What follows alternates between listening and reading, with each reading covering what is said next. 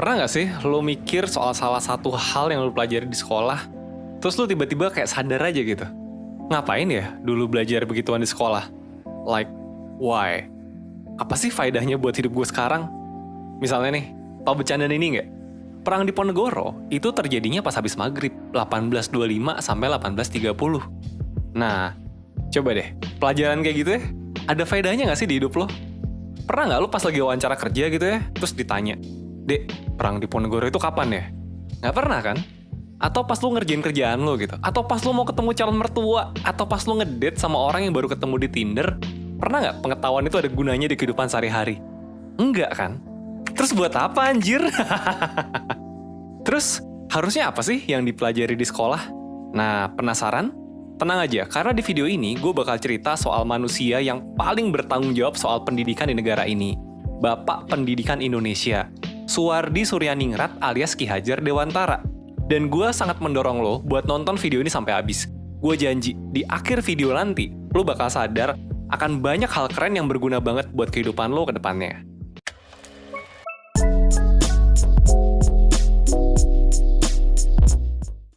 Oke, seperti biasa, sebelum kita masuk ke filosofinya, kita bahas dikit deh soal orangnya. Pertama-tama, gue mau menyampaikan dulu bahwa zaman gue sekolah dulu, gue tuh punya persepsi bahwa Ki Hajar Dewantara itu adalah seorang aki-aki Jawa yang kerjanya belajar ilmu budi pekerti luhur dari nenek moyangnya lalu dijadiin dasar pendidikan.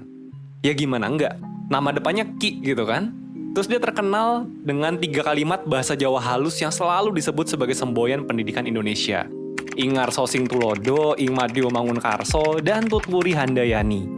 Kurang aki-aki Jawa apa coba persepsi orang soal Ki Hajar Dewantara kalau zaman sekolah kita diajari cuman kayak gitu? Ya nggak?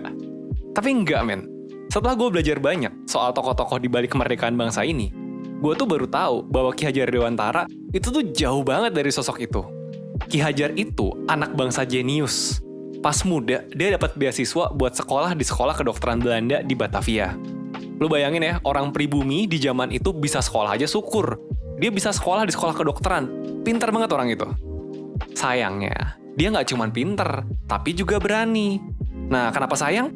Ki Hajar ini di kampus hobinya tuh malah kritik pemerintah Belanda kesana kemari. Sampai akhirnya dia dikeluarin dari kampusnya. Terus habis itu jadi wartawan. Dan makin jadi-jadi dia, nulis yang tajam-tajam soal pemerintah Belanda. Sampai akhirnya dia dibuang ke Belanda sana biar jauh-jauh dari Indonesia dan nggak bikin rusuh di sini. Nah, terus kan ceritanya dibuang nih ke Belanda nih. Tahu nggak apa yang dia lakukan di sana? Dia tuh di sana malah belajar. Nah, zaman sebelum ada internet dulu, yang namanya posisi itu menentukan prestasi. Dan di Belanda itu jelas akses ke buku dan tulisan-tulisan orang pintar dan bijak dari seluruh antero dunia jelas lebih lengkap kan dibandingkan di Indonesia waktu itu. Di sana dia belajar soal riset-riset terbaru di dunia pendidikan, filsafat, psikologi, dan banyak hal lain. Termasuk salah satunya adalah filosofi dan kurikulumnya Maria Montessori yang sampai sekarang masih dipakai di sekolah-sekolah elit di seluruh dunia. Dan hasil pembelajaran dia dengan otak jeniusnya itulah yang kemudian dia rangkum dan bawa pulang ke Indonesia untuk kemudian dijadikan dasar pendidikan ala dia. Termasuk di Taman Siswa, yang adalah sekolah yang dia diriin sendiri, termasuk di perkumpulan Selasa Kliwon, geng ngobrol intelektualnya dia, dan juga buat Indonesia secara keseluruhan waktu dia jadi Menteri Pendidikan. Oke, cerita segitu dulu ya. Kalau gue suruh bahas soal Ki Hajar Dewantara, gue bisa bahas 2 jam video yang terkepanjangan. Jadi gitu, Ki Hajar Dewantara itu adalah bukan aki-aki kejawen. Dia aktivis jenius yang sangat concern soal pendidikan pada masanya. Nah, di video ini gue akan bahas 3 hal dari filosofi pendidikan Ki Hajar Dewantara yang menurut gue penting banget buat diketahui semua makhluk di negara ini. Asik. Dan 3 yang mau gue jelasin ini bukanlah Triloka alias Tutwuri Handayani dan kawan-kawan tadi ya. Karena 3 itu harusnya fokusnya bukan di murid, tapi di guru. Gimana cara mereka mendidik murid di kelas. Gue mau bahas pemikiran dia yang lebih inti lagi, dan ini biasanya sayangnya nih, nggak pernah diajarin di sekolah. Nah, penasaran? Oke. Hal pertama yang mau gue bahas adalah mulai dari hal paling dasar. Tujuan pendidikan. Coba deh, menurut lo, tujuan pendidikan itu apa sih? Bikin pintar? Atau bikin dapat nilai bagus? Atau biar dapat ijazah terus bisa kerja? Nah, enggak. Menurut Ki Hajar Dewantara, tujuan pendidikan adalah memerdekakan manusia. Dan kalau ditanya nih, apa itu manusia merdeka? Menurut Ki Hajar, poinnya tuh ada 2. 1, selamat raganya. 2, bahagia jiwanya. That's all. Selamat dan bahagia. Survive and happy. Dan sebetulnya kalau dipikir-pikir ya, itu kan yang kita cari dalam hidup. Kita tuh cuma pingin kita bisa selamat, kita bisa bahagia. Kalaupun lu bilang nih, enggak, tujuan hidup gue ya akhirat lah. Terus lu berharap apa gitu di akhirat kalau bukan berharap lu selamat dari neraka dan bahagia di surga? Iya kan? Ini adalah sebuah topik yang secara universal diterima sebetulnya.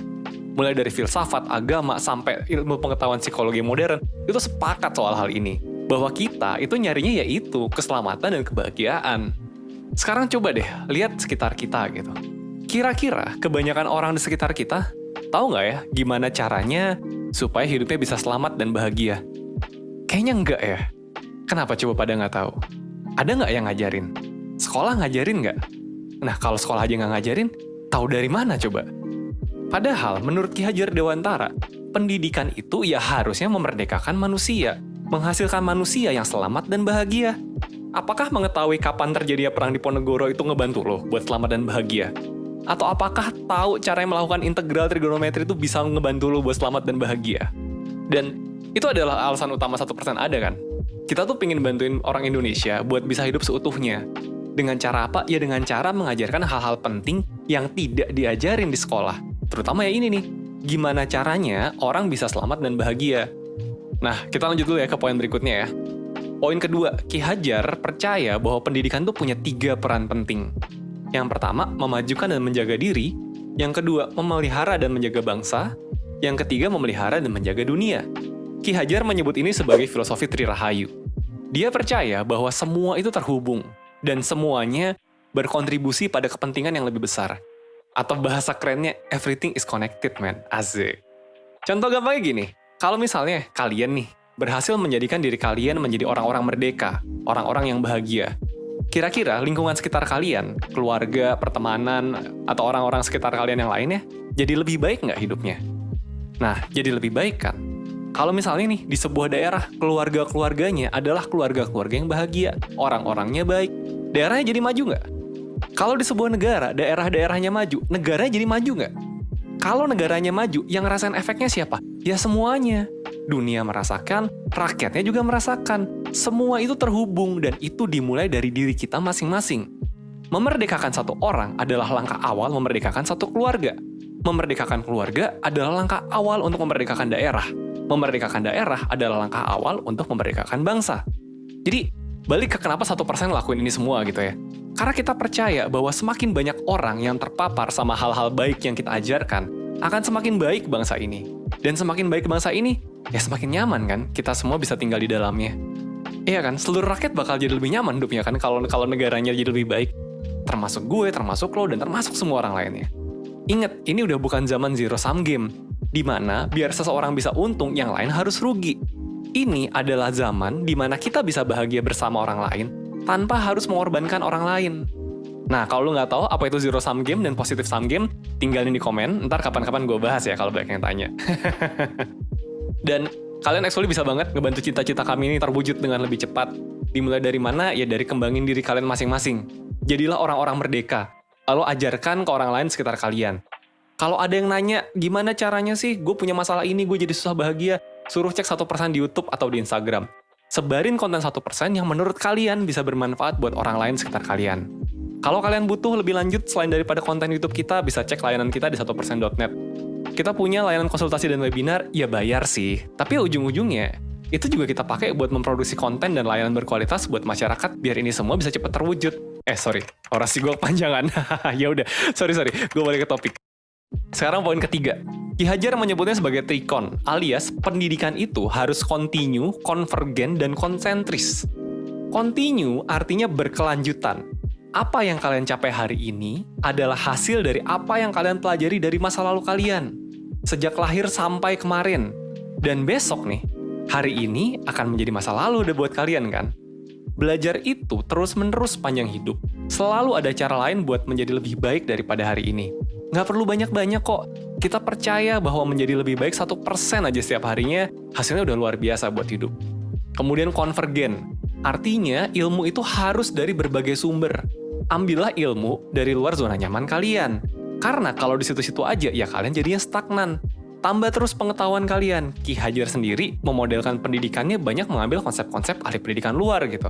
Kayak Montessori, Froebel, atau Rabindranath Tagore. Nah, tapi nih, meskipun dia juga mendorong kita buat belajar dari luar, Ada prinsip terakhir, yaitu konsentris. Belajar dari luar tuh boleh, harus malah. Tapi jangan lupa, disesuaikan juga dengan identitas dan konteks yang ada di hidup kita masing-masing. Ki Hajar sendiri nih, meskipun udah banyak ambil dari luar ya, terus habis itu bisa bikin filosofi keren gitu, oh kita harusnya gini-gini segala macem gitu. Tapi kan waktu itu kita masih dijajah, awal-awal merdeka juga negaranya masih ambyar. Nah, prakteknya disesuaikan sama konteks Indonesia di zaman itu. Contohnya nih, kayak misalkan, dia menggunakan istilah memerdekakan manusia gitu, buat membungkus konsep soal kebahagiaan. Kenapa sih dia pakai kata memerdekakan manusia? Ya karena itulah kebutuhan orang Indonesia saat itu. Merdeka aja dulu gitu. Termasuk juga nih semua konsep keren ini, kan nggak bisa langsung diimplementasiin ya di Indonesia yang masih ambyar saat itu. Karena emang belum siap aja waktu itu kan buat bahas hal-hal filosofis kayak gini di sekolah. Nah, masalahnya nih, sudah 1 abad berlalu, sekarang sudah zaman internet. Tapi kok ya belum terlaksana juga gitu di zaman sekarang, tanya kenapa? By the way, gue tuh bukan bilang bahwa belajar teori termodinamika itu nggak penting ya. Tapi ada hal yang lebih penting dan esensial buat hidup kita sebagai manusia, tapi nggak dibahas di sekolah. Oke, sorry banget gue harus cut di sini karena video udah kepanjangan. Jadi pesan gue ingat ada 3 ya. Pertama, jangan lupa belajar caranya bahagia. Yang kedua, ketika kita ngembangin diri kita, lingkungan sekitar kita juga akan membaik. Dan itu akan membuat hidup kita jadi lebih baik lagi. Yang ketiga, belajarlah terus seumur hidup, ambillah dari berbagai sumber, tapi sesuaikan dengan konteks kehidupan kita. Ya udah, sekian dulu dari gue Rizky dari 1%. Bye!